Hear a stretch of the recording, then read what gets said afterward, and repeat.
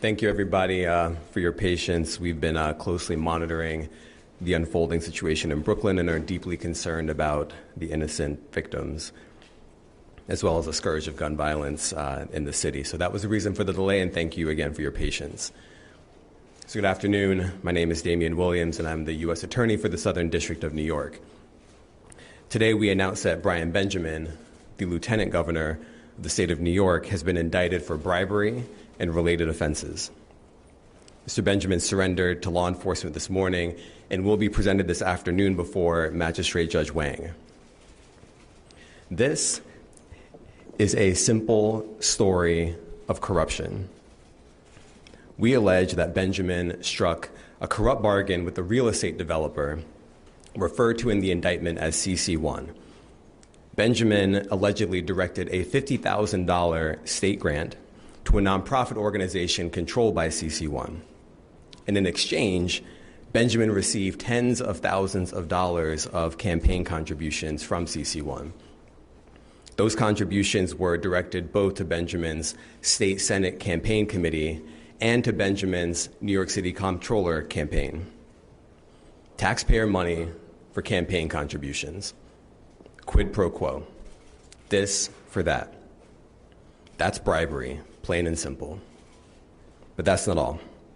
We also allege that Benjamin repeatedly lied to cover up the bribery scheme, including by falsifying campaign forms and misleading city regulators. And we allege that Benjamin repeatedly lied on the vetting forms that he filled out before he was appointed lieutenant governor. That's a cover-up. Now, public corruption erodes people's confidence and faith in government. But the Southern District of New York will never give up on trying to root it out. Because our obligation, our only obligation, is to uphold the rule of law.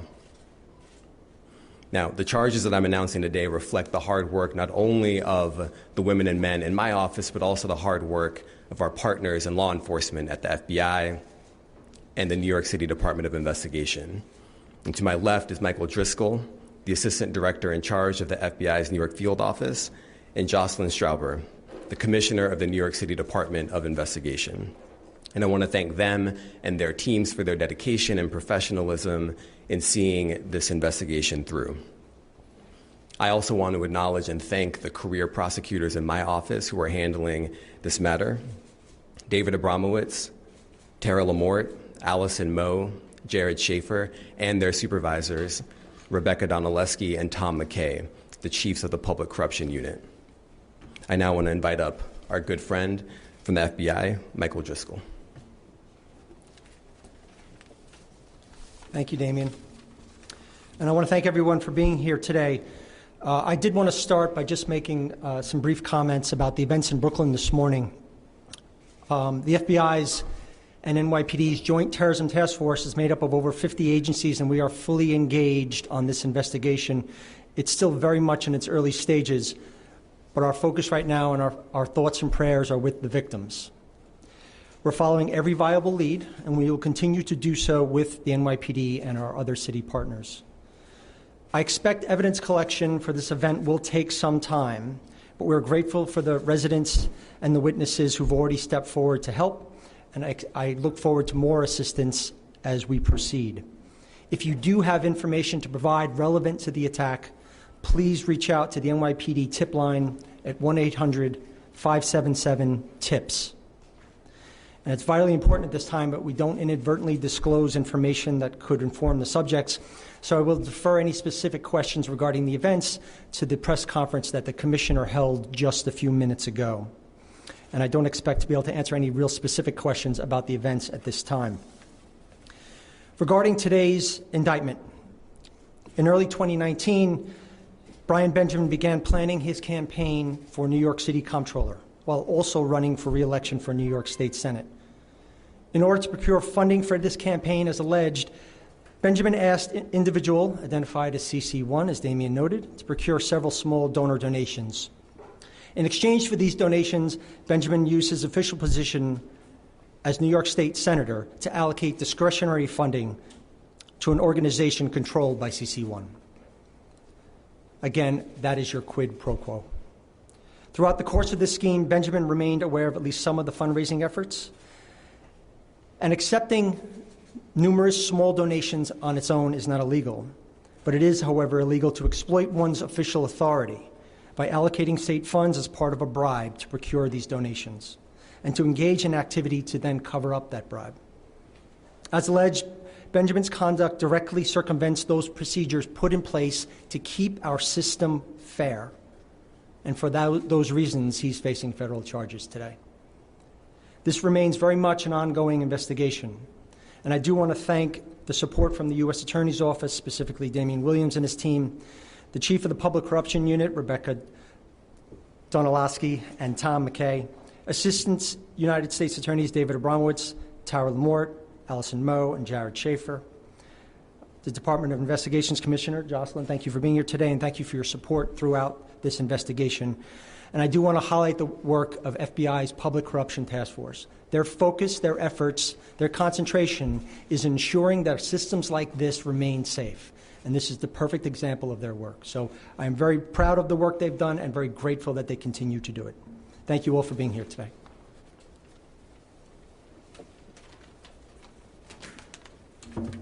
Thank you, Michael. I'm Jocelyn Strauber, the Commissioner of the New York City Department of Investigation.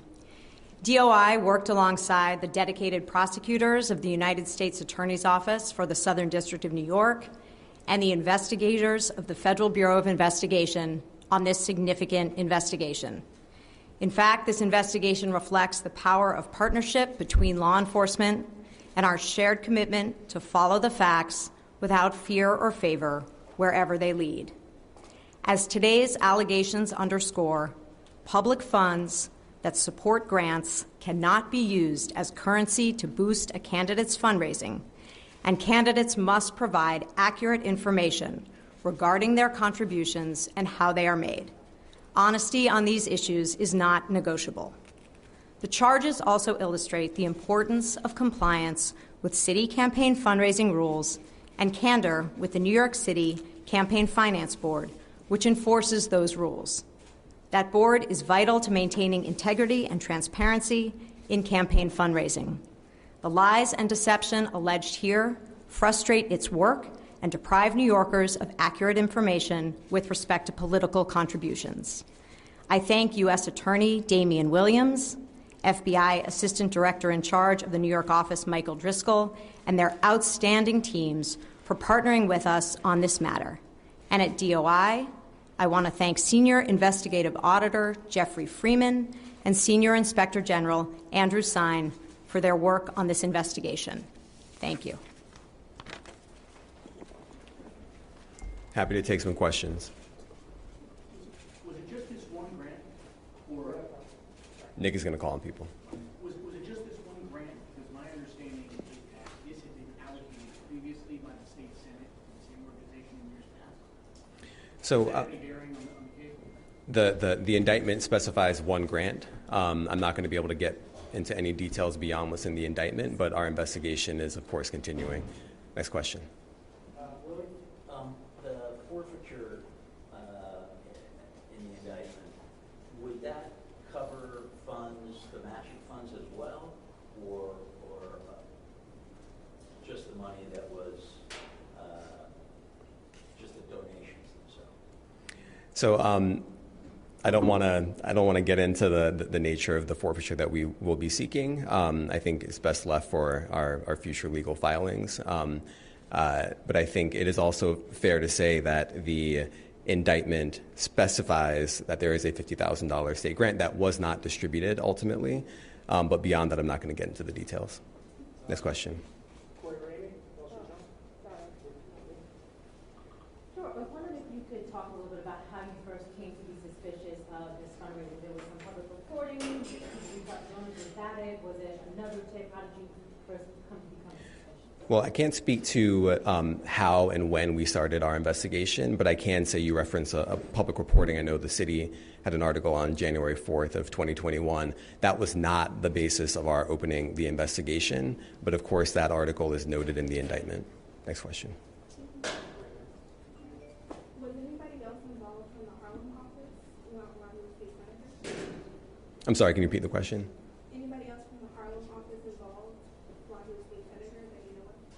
So I'm not going to be able to speak to other people who may or may not be involved in the scheme. The indictment does speak about the lieutenant governor, of course, and CC1, but beyond that, I can't get into details of who else was involved in the scheme. Next question. Can I step from this? So your investigation was ongoing when the city reported on some of these dubious donations. But my read of the indictment is that Benjamin continued to interact with that developer and solicit more donations from him after the public reported.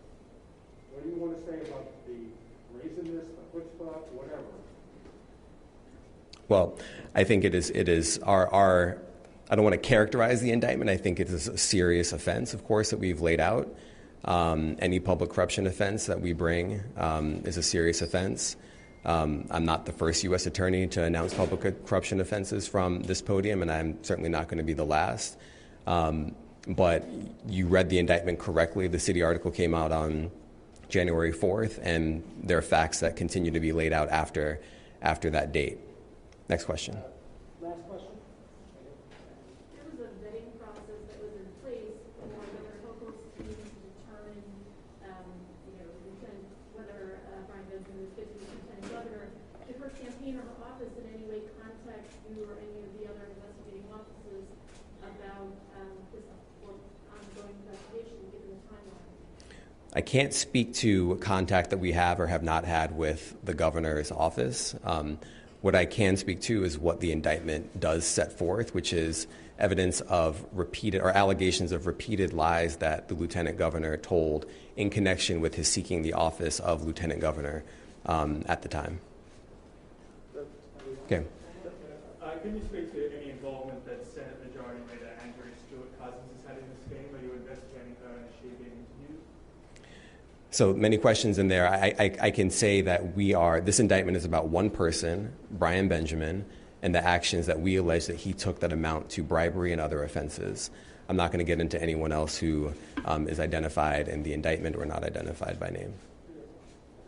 What, if anything, do you say about Mr. Benjamin's fitness to remain in office or potentially run for re-election alongside Governor Kathy Hochul? Just last week she said that he has her full confidence.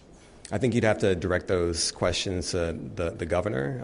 I heard earlier today that she intends to address the allegations, and so I would talk to her about that. Is there any legal requirement for him to step aside and leave this in the Our indictment levels serious charges against him, but any decision about whether he remains a candidate or not is up to him and other people. That's not for us to say. Two more questions in the back. Sir, my read of the indictment is that $50,000 state grant never actually got delivered. Is that going to be an issue in the case here that there's no quo or whatever, that like the money never even got delivered? Will it be an issue? No, it is not a legal impediment to this indictment.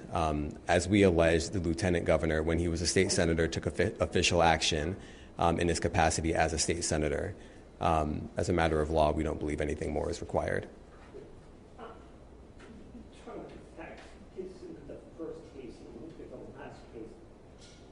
I know you don't just take the indictment, but what's your feeling about the fact that we've had this string of corruption, and what does it say about the state government up there? Look, I think it is fair to say, as I said before, I'm not the first U.S. attorney for the Southern District to announce charges from the podium, and I won't be the last. But public corruption remains a problem in New York. It is a bipartisan problem. It's an ongoing problem. And so long as it remains a problem, the career folks here in this office will stick to it, and our law enforcement partners will stick to it. That's all I can say about it. Thanks, everybody. Thank you.